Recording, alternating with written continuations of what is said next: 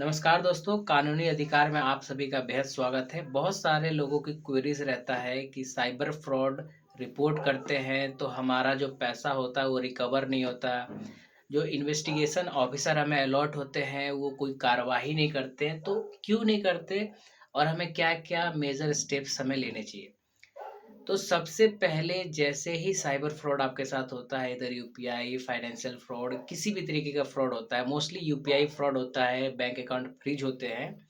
तो इस केस में आप साइबर कैफ़े अप्रोच करिए, एक साइबर कंप्लेंट आप फ़ाइल करिए, ठीक है? या फिर आपको खुद साइबर कंप्लेंट फ़ाइल करना आता है तो आप कर सकते हैं।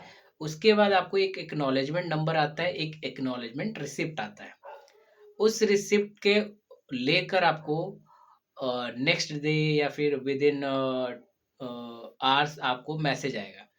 वो मैसेज में आपका एप्लीकेशन नंबर लिखा रहेगा, एक्नॉलेजमेंट नंबर लिखा रहेगा, your acknowledgement number has been forwarded और followed by nearby police station, जो भी आपका साइबर ब्रांच लगेगा, ठीक? वहाँ पर आपको वो लेके जाना है कि हमें ये मैसेज आया और वहाँ पर एक लिखित में कंप्लेंट देना है पदाधिकारी को, एसएसपी साहब को या फिर जो भी वहाँ पर अधिकारी होंगे जो कंप्लेंट लेते होंगे, ठीक? और साथ में जो आपने एक्नॉलेजमेंट रिसिप्ट जो लिया था उसे भी प्रिंट करके एन्क्लोज़ करना है। और आप डिटेल में भी जब एप्लीकेशन लिखेंगे उसमें भी सारी चीज़ें अपना एड्रेस के साथ लिख देंगे। फिर उसके बाद पुलिस वाले क्या करेंगे, एक ईएफआईआर जो है वो दर्ज कर देंगे, वो लिख देंगे और लिखने के बाद आगे फॉरवर्ड कर देंगे। तो आपके जो पोर्टल पे अगर आप चेक करेंगे वहाँ पर लिखा हुआ आएगा, your complaint has been followed by police station और पुलिस के द्वारा आपका जो है फ़ॉलो अप ले लिया गया है, ठीक? जैसे ही हम कंप्लेंट करते हैं तो जो सामने वाले व्यक्ति का अकाउंट रहता है वो फ्रीज हो जाता है। तब पुलिस वाले के पास अथॉरिटी रहता है कि उस चीज़ को इन्वेस्टिगेट करे और वो एप्रोप्रिएट रहता है। यानी कि बहुत सारे लोग क्या करते हैं कि ट्रांज़ैक्शन कर लेते हैं, किसी को पैसा दे देते हैं और उसके अकाउंट को फ्रीज़ करवा देते हैं और बोल देते हैं कि हमारे साथ फ्रॉड हुआ है, ठीक? पुलिस ये सारे मेजर स्टेप्स जो है देखती है, फिर उसके बाद जो है सामने का अकाउंट जो फ्रीज किया है, आपका अमाउंट जो है वो फेच करेगी पुलिस अपने कस्टडी में, देन आप लोगों को डायरेक्ट आपके बैंक में वो ट्रांसफ़र हो जाता है। ये सारे स्टेप्स आपको लेने होते हैं। इसके बीच में आपको कितना समय लगेगा? देखिए, कुछ कहा नहीं जा सकता।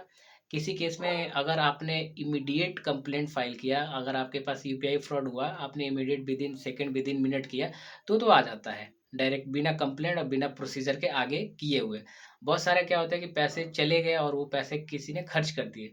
तो उस चीज़ को डेबिट फ्रीज़ करने में पुलिस को टाइम लग जाता है, क्योंकि डेबिट फ्रीज़ करने में क्या होता है कि सामने वाले के अकाउंट में पैसे नहीं है, तो उतना माइनस में इसका अकाउंट हो जाएगा। जब-जब इसके अकाउंट में पैसे इनकमिंग होंगे, क्रेडिट होंगे, वो डेबिट होके आपके अकाउंट में आता चला जाएगा। तो इस मामले में 1 महीना भी लग सकता है, 2 महीना भी हो सकता है, या फिर जो सस्पेक्ट है, ठीक? सस्पेक्ट का अकाउंट जो है उसके अंदर वो पैसा ही नहीं डाल रहा है, सस्पेक्ट उसका यूज़ ही नहीं कर रहा है, तो थोड़ा मुश्किल हो जाता है पैसा रिकवर करना। लेकिन पैसा रिकवर हो जाता है विदिन मंथ हो जाता है, कभी 2 महीने, कभी 3 महीने। होप सो आप प्रोसीजर समझ गए होंगे।